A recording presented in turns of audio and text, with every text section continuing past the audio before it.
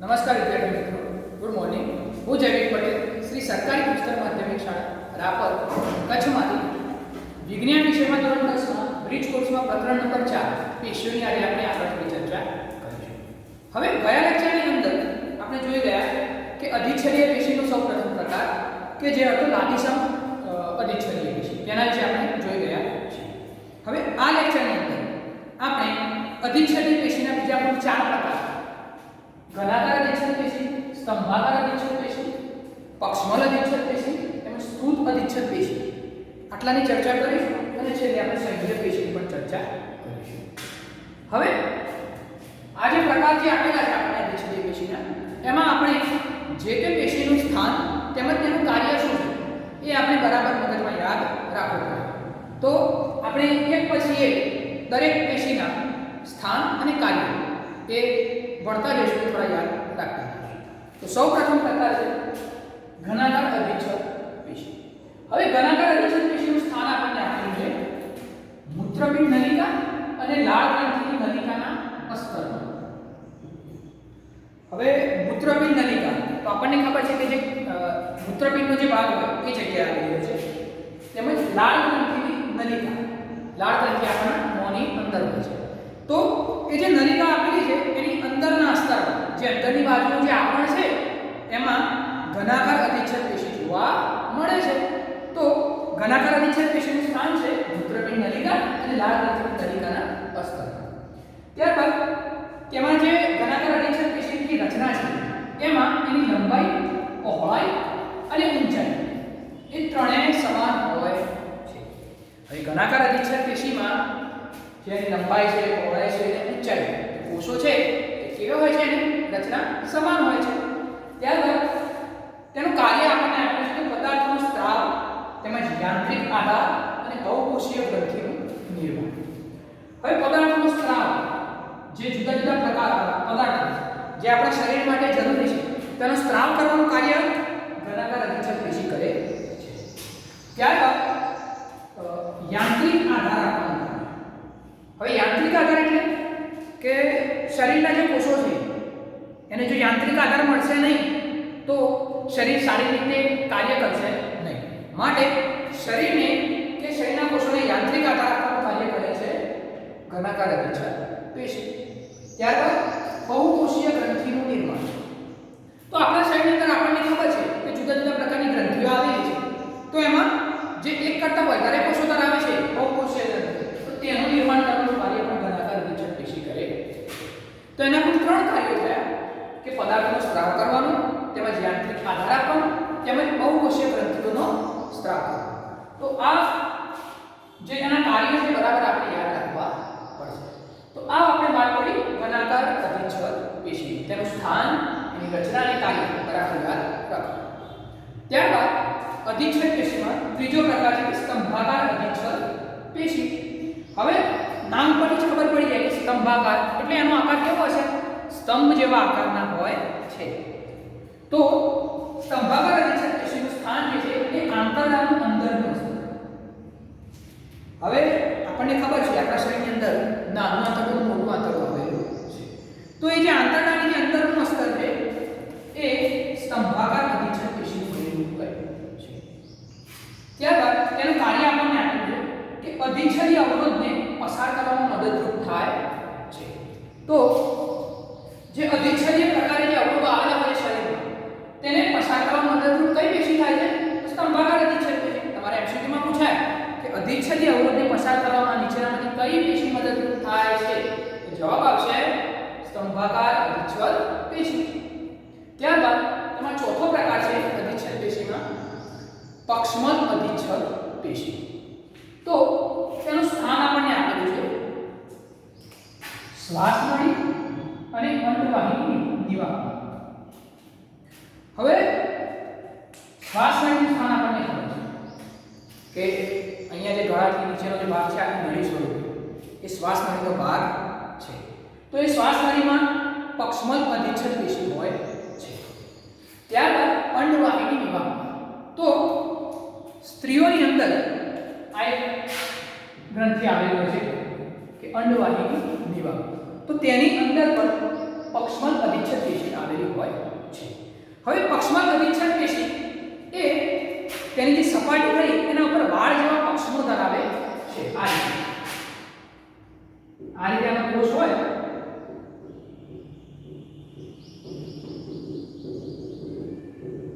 તો એની સપાટી પર તેવા વાળ જેવા શું કરે છે? પક્ષમો ધરાવે છે. હવે આ વાળ જેવા પક્ષમો ધરાવે છે એટલા માટે શ્વાસને જે આપણે હવા લઈએ છીએ અને શ્વાસ નળીમાંથી સારી રીતે પસાર કરવામાં આ પક્ષમલ અધિચ્છદ પેશી મદદરૂપ થાય છે. તો આ વાળ જેવા પક્ષમો ધરાવે છે એના લીધે પક્ષમલ અધિચ્છદ પેશી એ શ્વાસ નળીમાં અને અંતવાહિની નિયમનમાં કામ લાગે છે. ત્યારબાદ તેની જે રચનાની અંદર આપણે ચર્ચા કરી મુજબ કે બહારની સપાટી પર વાળ જેવી રચના હોય છે. ત્યારબાદ તેનું કાર્ય છે કે શ્લેષ્મનો સ્ત્રાવ કરવો તેમજ સ્થળાંતરિત કરીને પ્રદેશને સ્વચ્છ કરવામાં મદદરૂપ થાય છે. તેના બે મુખ્ય કાર્યો છે. સ્થળાંતરિત કરીને પ્રદેશને સ્વચ્છ કરવામાં મદદરૂપ થાય છે તેમજ શ્લેષ્મનો સ્ત્રાવ કરવો. પક્ષમલ અધિચ્છદ પેશીનું કાર્ય છે શ્લેષ્મનો સ્ત્રાવ કરવો તેમજ સ્થળાંતરિત કરીને પ્રદેશને શું કરે છે? સ્વચ્છ કરવામાં મદદરૂપ થાય છે. તો પક્ષમલ અધિચ્છદ પેશીની જે રચના છે તેનો એક મોસ્ટ આઈએમપી પ્રશ્ન પૂછાય છે કે નીચેનામાંથી કઈ પેશીમાં સપાટી ઉપર વાળ જેવા નાના પક્ષમો આવેલા હોય છે? તો જવાબ આવશે પક્ષમલ અધિચ્છદ પેશી. આ બરાબર યાદ. ત્યારબાદ અધિચ્છદ પેશીમાં સૌથી છેલ્લો પ્રકાર છે સ્ત્રુત અધિચ્છદ પેશી. હવે સ્ત્રુત અધિચ્છદ પેશી એ એનું સ્થાન છે ત્વચાના અધિસ્તરમાં. હવે આપણને આવા શબ્દોથી શરૂઆતમાં નવાઈ લાગે કે અધિસ્તર એટલે શું? તો ધ્યાન આપજો. અધિસ્તર એટલે શરીરની કે ત્વચાની બહારનું આવરણ.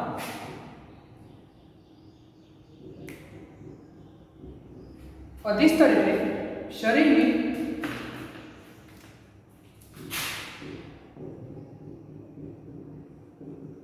ક્યાંનું આવરણ? શરીરની બહારનું આવરણ.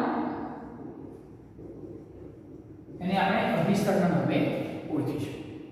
તો એ જગ્યાએ સ્ત્રુત અધિચ્છદ પેશી આવેલી હોય છે. ત્યારબાદ તેની રચના એ બહુસ્તરીય રચના હોય છે. હવે પાછું આવ્યું બહુસ્તરીય. બહુસ્તરીય એટલે શું? તો જે કોષો આપણને આપેલા છે એના ઉપર એક ઉપર એક એવા કુલ ઘણા બધા સ્તરો આવેલા હશે. તો તેને આપણે બહુસ્તરીય એવી રચનાના નામે ઓળખીશું. તો સ્ત્રુત અધિચ્છદ પેશી એ બહુસ્તરીય રચના ધરાવે છે.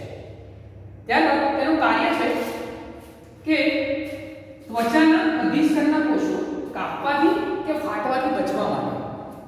તો આ મોસ્ટ આઈએમપી પ્રશ્ન. ત્વચાના જે અધિસ્તરના કોષો છે આપણી જે બહારના એ જ્યારે કપાઈ જાય કોઈ કાર્યથી કે કોઈ ફાટી જાય તો એનાથી બચવા માટે આ સ્ત્રુત અધિચ્છદ પેશીના કોષો કામ લાગે છે. તો તેની જે રચના છે બહુસ્તરીય રચના છે અને એનું કાર્ય છે ત્વચાના અધિસ્તરના જે કોષો આપણને આપેલા છે એને કાપવાથી કે ફાટવાથી જ્યારે બચવાનું હોય ત્યારે આ સ્ત્રુત અધિચ્છદ પેશી આપણને કામ લાગે છે. ત્યારબાદ અધિચ્છદીય પેશી પછી પ્રાણી પેશીનો અલગ પ્રકાર છે સંયોજક પેશી. તેની આજે આપણે થોડી ચર્ચા કરી લઈએ. તો સંયોજક પેશીમાં કોષો એકબીજા સાથે કેવા ઓછા જોડાયેલા હોય છે અને આંતરકોષીય આધાર દ્રવ્ય જે છે એ જેલી જેવું હોય છે. એક પ્રવાહી સ્વરૂપે હોય છે આ સંયોજક પેશી. તો એનું ઉદાહરણ છે રુધિર. તો રુધિર એક પ્રવાહી સંયોજક પેશીનું ઉદાહરણ છે. તેનો આંતરકોષીય આધાર દ્રવ્ય કેવો હોય? જેલી જેવું હોય. જેલી એટલે આપણે ચોકલેટ અમુક જેલી ચોકલેટ આવતી પ્લાસ્ટિક ખાધી હોય એના પર તમને ખ્યાલ આવી જાય. તો આંતરકોષીય આધાર દ્રવ્ય જે છે એનું કેવું હશે? જેલી જેવું હોય છે. આ ચર્ચા કરી આપણે સંયોજક પેશી. તો આજે આપણે જોયું 5 પ્રકારની અલગ અલગ પેશીની ચર્ચા કરી. સૌપ્રથમ ઘનાકાર અધિચ્છદ પેશી. તો મૂત્રપિંડ નલિકા તેમજ લાળ ગ્રંથિની નલિકાના અસ્તરમાં હોય છે. ત્યારબાદ દરેક કોષોની લંબાઈ અને ઊંચાઈ કેવી હોય છે? સમાન હોય છે. અને તેનું કાર્ય છે પદાર્થનો સ્ત્રાવ, યાંત્રિક આધાર અને બહુકોષીય ગ્રંથિનું નિર્માણ કરવું. ત્યારબાદ સ્તંભાકાર અધિચ્છદ પેશીનું સ્થાન છે આંતરડાનું અંદરનું સ્તર. તો આંતરડાની અંદરની સ્તરમાં સ્તંભાકાર અધિચ્છદ પેશી આવેલી હોય છે અને એનું કાર્ય છે કે અધિચ્છદી અવરોધને પસાર કરવામાં મદદરૂપ થાય છે.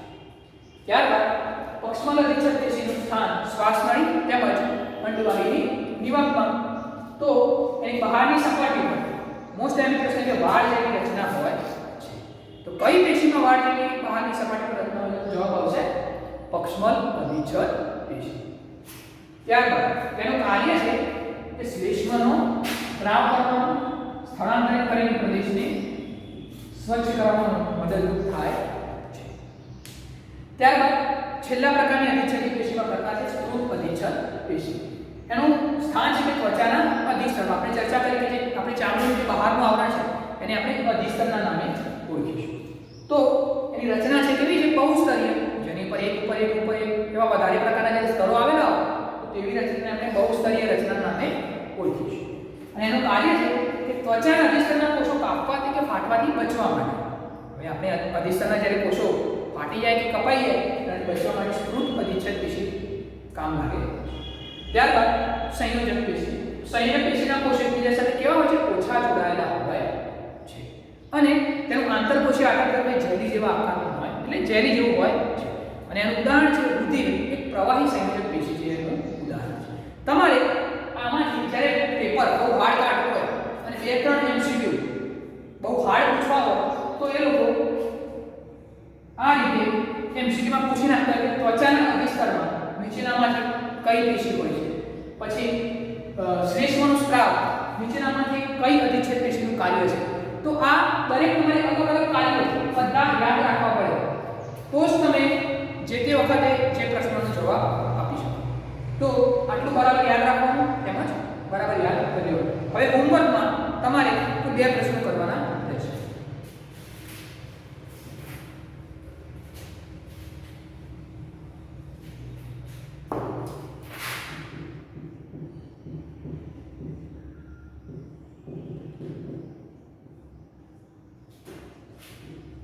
ઘનાકાર અધિચ્છદ પેશી અને સ્તંભાકાર અધિચ્છદ પેશી વિશે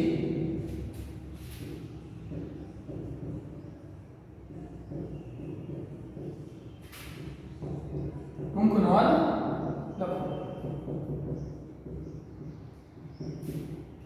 આ પ્રથમ પ્રશ્ન. બીજો પ્રશ્ન છે કે પક્ષમલ અધિચ્છદ પેશી તફાવત આપો. પક્ષમલ અધિચ્છદ પેશી